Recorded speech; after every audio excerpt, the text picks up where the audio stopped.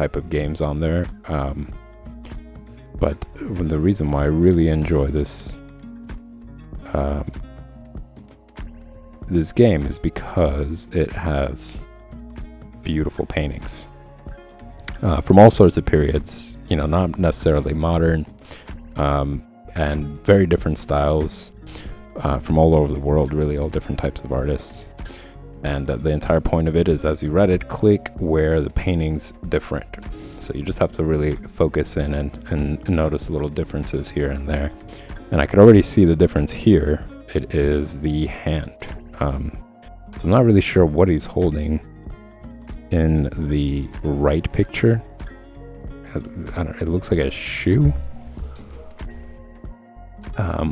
Definitely doesn't look like a hand. But I'm going to say that the one on the left is the right one. And whatever that person's holding behind their back is just something that they like photoshopped into it. But I really do enjoy the colors for sure. And the person is able to mix. And I found that to be very challenging when I was doing oil paintings, to mix certain colors and just to get it close to something like, let's say, lighting, for example. Like if you look at it there, it's like such a bright background in a sense to say that the sun is really shining and illuminating the area. And of course, like just mixing the colors in ways where it does show that the tree is getting illuminated. You could see the entire painting kind of has like a yellow tint to it, including his skin color. So it's a really challenging task when it comes to oil painting, and especially considering lighting, like where you are. So this is an old painting, and I'm gonna guess again, this is like probably in 1500s, maybe 1600s, maybe early 1700s. Based on like his shoes and his like clothes style, I'm gonna say like early 1700s, but I could be wrong. But yeah, and that period again, it wasn't like they were able to take a photo, go home and sit down and draw from the photo. They actually had to like be there in the moment, and they had to really remember the colors and like the scene itself, because as the day goes by, right, like the light source starts to change as the sun takes a different direction. So it really required the person to be very quick about mixing colors, and just being able to nail things down. But I think the method was that they would first come and do a sketch of the person, and then have them pose again for them to get a better idea of the colors. So like they would mix the colors, so it would just be like a repeating, day by day. Like they probably would meet at the same time every day, and the person would pose for them depending on what stage they are in the painting. And of course, like he is probably the most mobile part of the painting. Everything else is pretty much the same. So if the person returns to the scene at the same kind of daytime, in the same sort of light, hopefully they'll be able to capture a lot of the colors the way that they're seeing them. But it's a beautiful scene. It is this connection again, this human being connecting with nature, and very lush colors. So before it's too late, I'm going to click on what's wrong and move on to the next painting. We did see this one, so I'm going to skip over this one real quick. That was the apple. Now there's this painting. And there's something really interesting about this style, because I think it is a style in some way, and I always wonder whether they intend to make the children, when they paint the children look like old men, kind of like, they don't really resemble, or the face expression just kind of shows that, and I think that has something to do with the idea of like the kid being very smart for their age. I want to say the same reason why he has that hand gesture,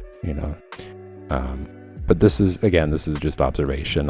This isn't going based off of fact. And I think that's the beauty of observing paintings, is that it doesn't necessarily have to be exactly what the painting is about. It could be just your interpretation, what you notice. You can create a story from looking at it, and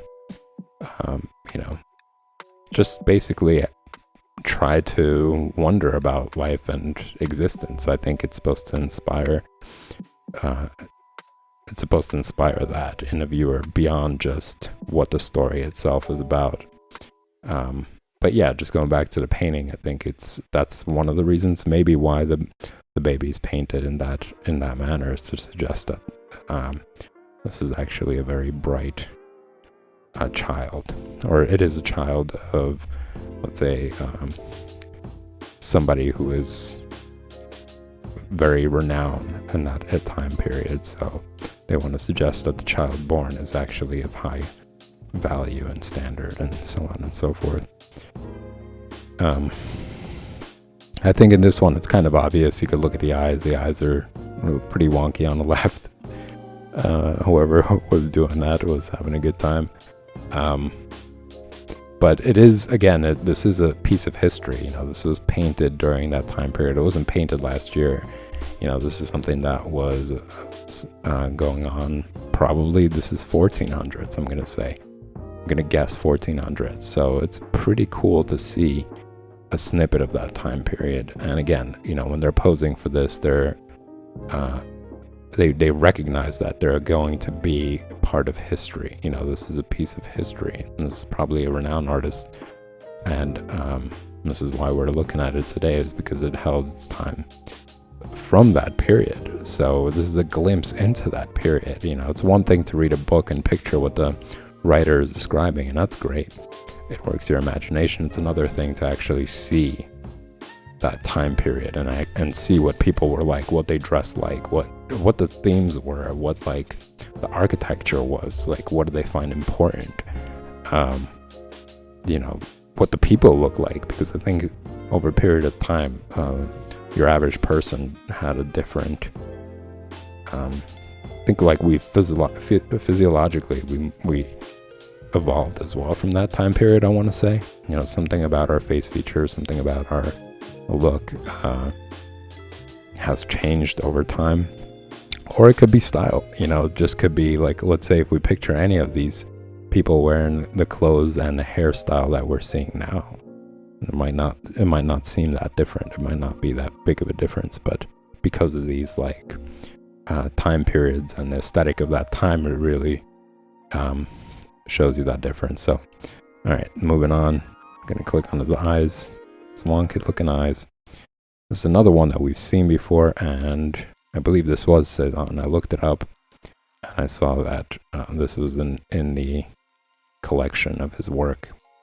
But I don't remember actually what the difference was between the two. So I'm gonna have to like focus for a minute to notice it before time runs out. And then I'll talk about the painting a little bit more.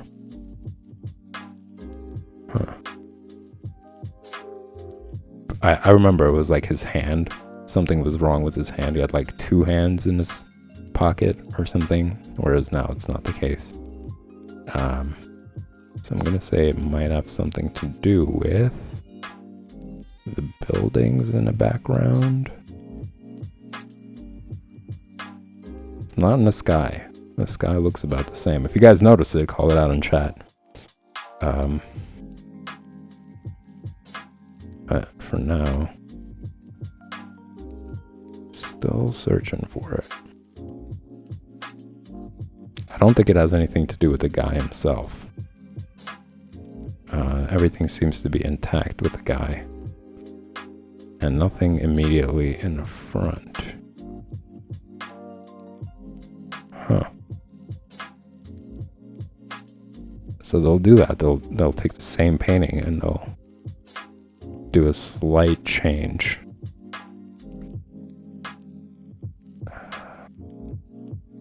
Not noticing it. I'm still waiting to come across one where there is absolutely no difference and it's just like a mistake.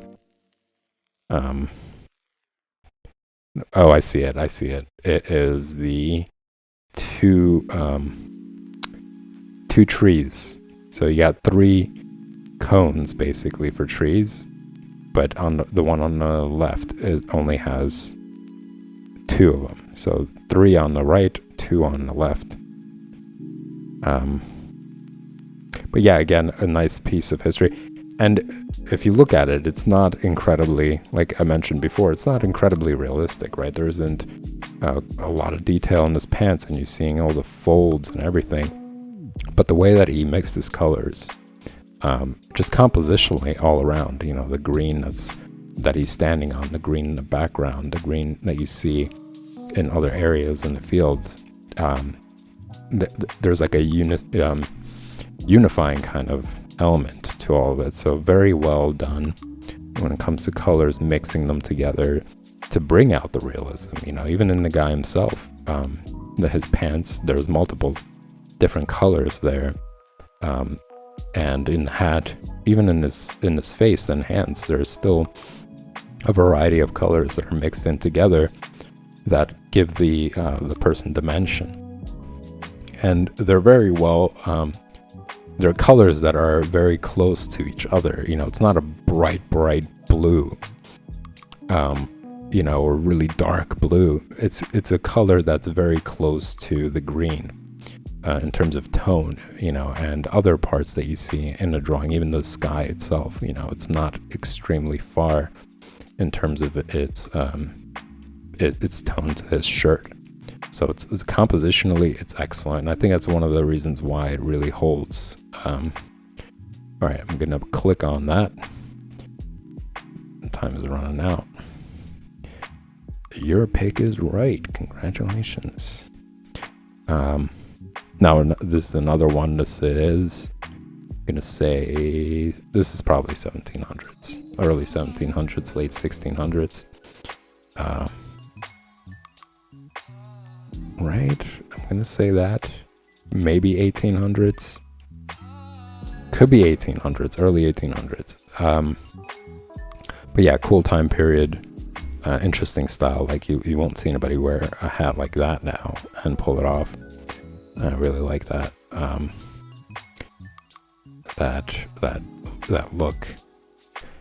I'm gonna suggest that this is a person of high importance. He has many people working around him while he's just kind of sitting there reading the news, reading a letter that he's received.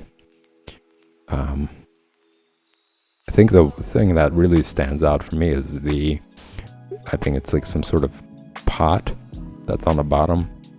Like his highlights that he used on the pot, how he mixed the colors for him. It really has a 3-dimensional look to it. So I really enjoy that.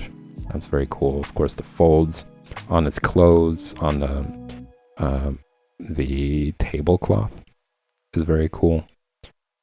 Also gives the dimension, it kind of pops out the image and makes it seem as if though it's closer to you, or you're looking at a window and you're seeing this guy sitting there reading something. But compositionally, it's also really good too, especially considering that he captured that door within the painting as well. And I'm just amazed at the fact that there's no photography present, so they had to capture all these moments, like of the woman ironing on a table and somebody working in the background, and all these motions. They're very well done. They're not stiff, you know. They don't look like the person rushed it. Like it looks like they really captured that time, and the people froze for the pose in a sense. So but yeah, excellent colors, excellent mixed colors, and you could see again how there's a unifying element to all of it, from what he's wearing to how it transitions to the tablecloth, to the person in the background and her red. Even they're all kind of in the same hue. You know, the red isn't bright red, and it's not too dark either. It's kind of in the same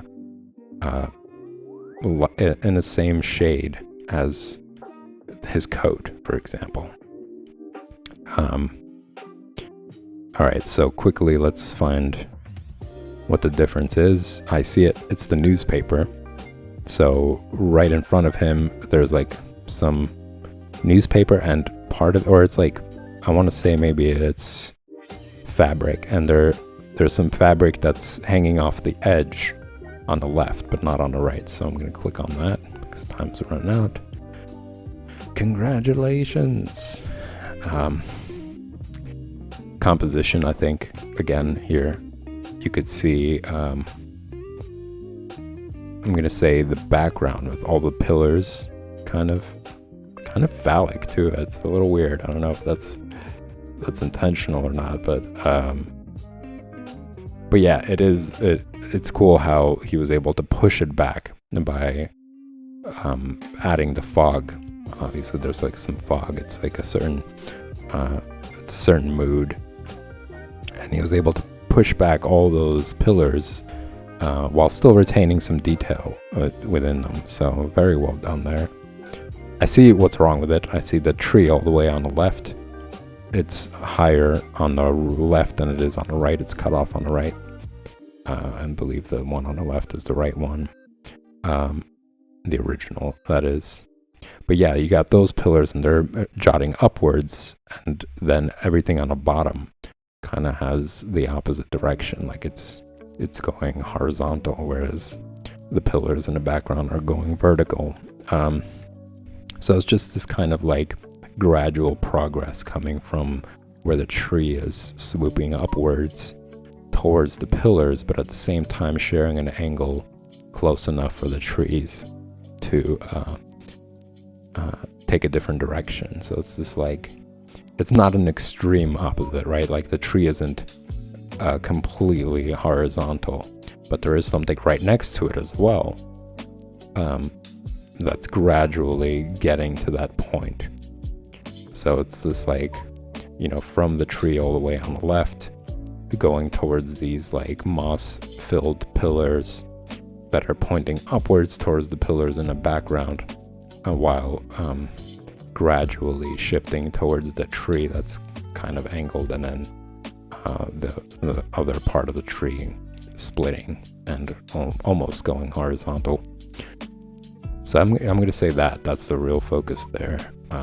It is compositional, but it's also beautiful. It's a beautiful piece of nature kind of combined together. And interestingly, that tree stump, I guess, with the red on the ends, or on the tips of it, that kind of has center focus as well. Like despite the pillars being really like a big part of the painting, but there is a unity to all of it, right? Because you have all of that. You got the greens that kind of take your focus, and you have the pillars in the background that are extremely large but pushed further back by the fog, and then you have this like tree stump that's red, and it's the brightest point kind of in the entire drawing. But they all just kind of work well together. There isn't anything that really steals the focus. Your eye does kind of travel all around, and if you were to like stare at the center point, there isn't anything that's extremely loud. I want to say, of course, the tips, that red is really present, but it blends in with everything else in a way. All right, so before the time runs out, your pick was right. Now this is getting a little bit more modern. I'm gonna say this is based on the style, based on his clothing, I'm gonna say early 1900s.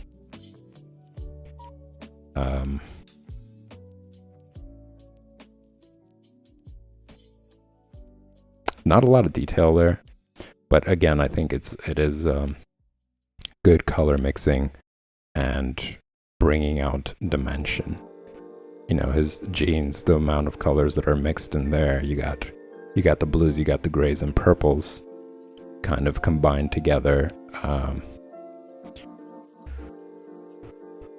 to show like gradual transition, or to show like to show dimension in a way. I think the skin color is also kind of exaggerated, obviously. Like I wouldn't see it being that bright, but it works. It gives the person a life despite not having incredible amount of detail to do that for the painting.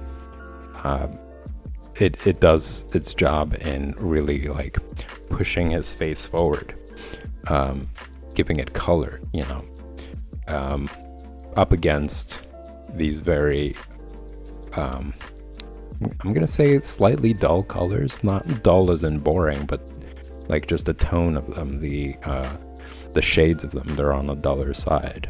So like the chair that he's sitting in, the newspaper itself, they all have like a grayish green blue sort of tint to them, and the only thing that kind of shares a little bit of warmth is that background, whatever it is that's in the distance in the other room. So along with that face, it just kind of combines this element.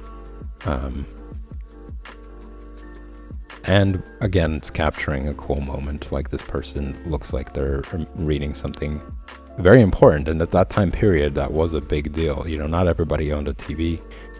Media wasn't such a huge thing. That was media, so people really took to newspapers, and you got those like paper boys or whatnot, newsies. They were like your anchors basically of modern day. They were the ones who were shouting out what the headlines were and like what the top news is and what you should catch up on. So that time period was pretty interesting as well.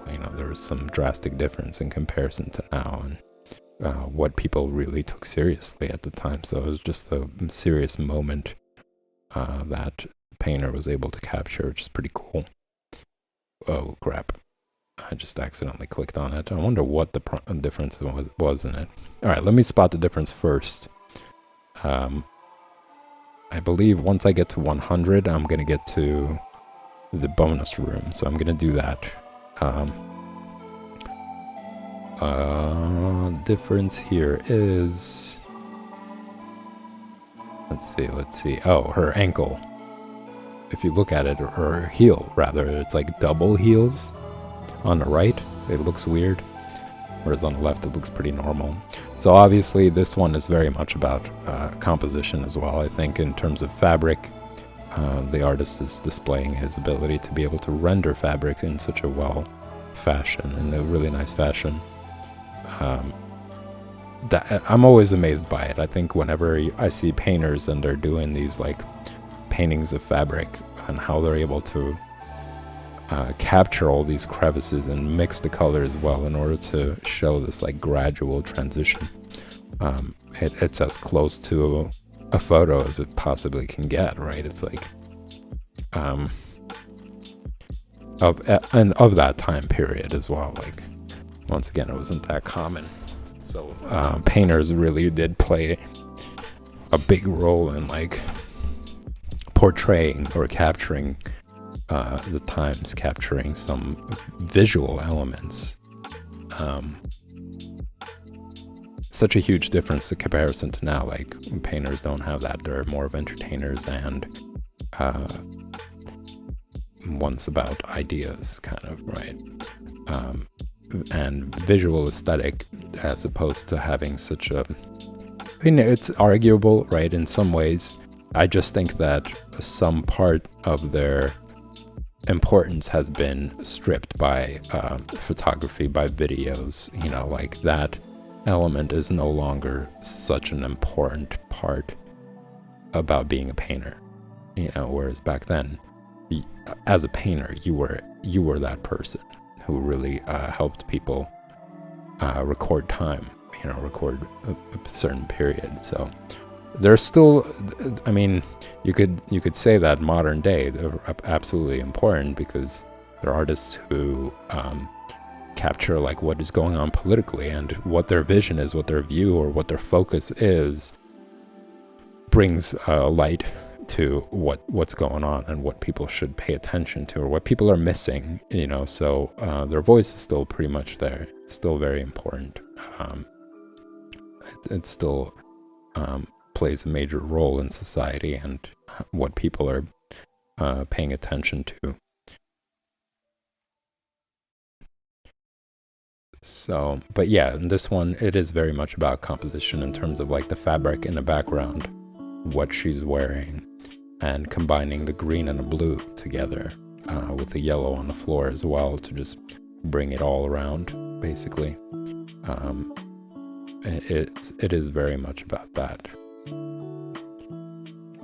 And of course, this is somebody who is very much well off, because at the time, fabrics were also a very high indication of somebody whose status,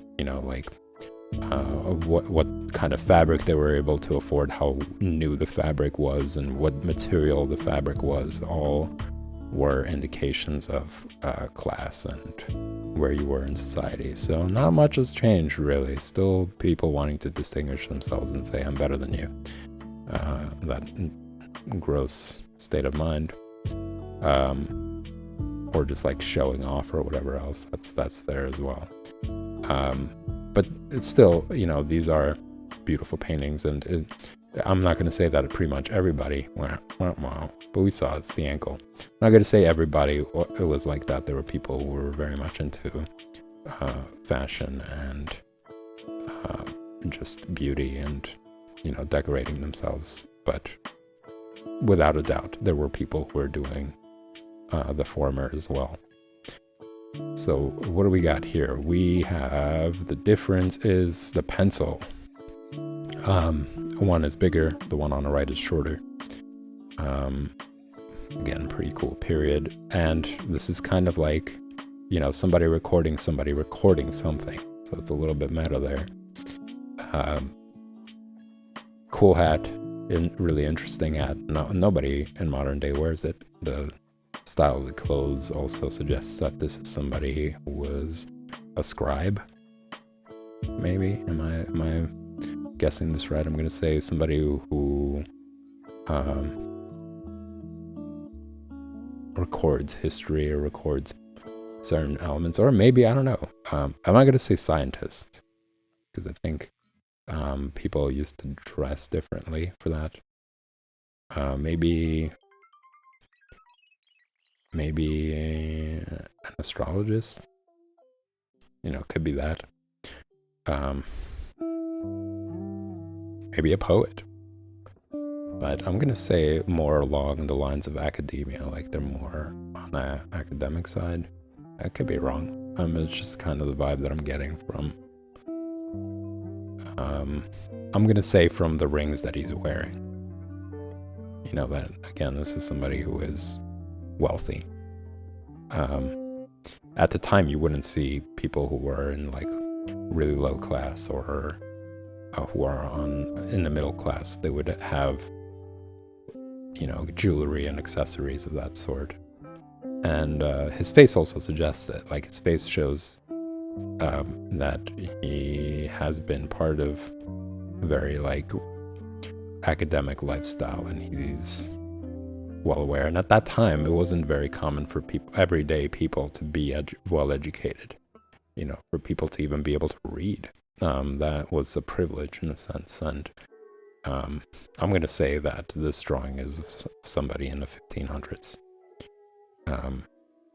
So yeah, like that time period, there weren't schools everywhere, and people didn't have access to books. And it was really very much an upper class sort of thing, or royalty sort of thing. And even kings, I think, they didn't even know how to read or write. They had people doing it for them. They had like interpreters and,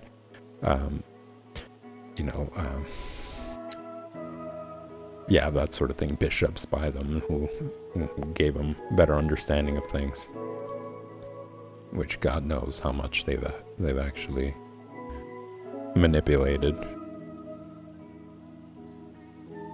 There we go, bonus room. Nothing we saw today. But here you go. Here's a perfect example of somebody who isn't in the riches. Look at their clothes, right? It's raggedy clothes. They're ripped up. They don't have any shoes. They're like eating food scraps. There are no plates. Poor kid, literally. Yeah, but it's a very nice painting. It's hard to say, right? It's a good painting, and I mean, it is a good painting. They're able to capture a mood. They're able to capture a moment. They're able to capture a part of history that's really important. And I think this was the time period where painters decided to step away from like stylized work and started to focus on realism. Like, this is where realism started to take place, because it wasn't just about like visual realism. It was about also trying to depict what reality was like of that era, because prior, I think painters were hired to always paint like, you know, beauty and things that the upper class were doing, and you know, because they were getting financed by them, and you would see like paintings of people who were very rich and you know, them wanting to be part of history, and they would hire these painters to do it. And I think at that period, some painters politically were just like, no, you know, we're going to stop doing that. We're going to have to show the negligence of all these upper class people who were just like not contributing or not doing anything to improve the lives of other people, and like what kind of terrible conditions and what the general atmosphere is like outside of their rich, lavishing, spoiled lives. And that's when they started to push towards realism, not only visually, but trying to record other people and what their day-to-day is like, and what like what they even wore, you know, what are their conditions. And here you have somebody who's like incredibly young kid in these ratty clothes, and you know, just sitting outside eating food. Terrible. But very well done painting wise. Colors are beautiful. The hands are excellent. The legs as well, like they look very realistic, and how he mixed the colors to show like just a little bit of like, I guess, a peach color on the knees, to show some life there, but also a little bit of blue to show like bruises and stuff. Yeah, excellent color mixing. Very, very well done. And also the emotion on the kid's face. Unpleasant, you know, to look at, because you could see the sorrow in that person, or in that kid's face especially, and you could see his brows are furrowed. He's not actually like happy in any way. It's just like destitute. Awful. Well, that pretty much does it, y'all. Let me take a look, actually. Can you see? No, you guys can't see it, but I'm going to show you the name. The Young Beggar. 17th century. So it's about 1600s. Bartolome Murillo is the painter. Very well done paint. Beautiful work. So yeah, that pretty much does it, y'all. This is a really long one. This is close to like 3 hours. I mean, once I started playing this game, I can go on forever. That's one of the reasons why I like streaming it, because it's very, I really love looking at all these different paintings. And yeah. Well, anyways, thanks for tuning in, everybody. I hope you enjoyed the content. As always, if you are enjoying this content, hit that like button and subscribe button. They both help the stream grow. And check out the Patreon page. You know, this the stream does depend on viewers like you to keep going. I'm always happy to provide you guys with as much free stuff as possible. But yeah, take a look and see which tiers appeal to you. And make sure you tune back in tomorrow, same time and place, 8 p.m. Eastern Standard Time for Figure Drawing Basics, and 9 p.m. for the project stream. I'm going to continue on with the project, and maybe afterwards I will do another game of Counterfeit. Who knows? So that's pretty much it. Thanks again, y'all, for tuning in, and I will see you very soon.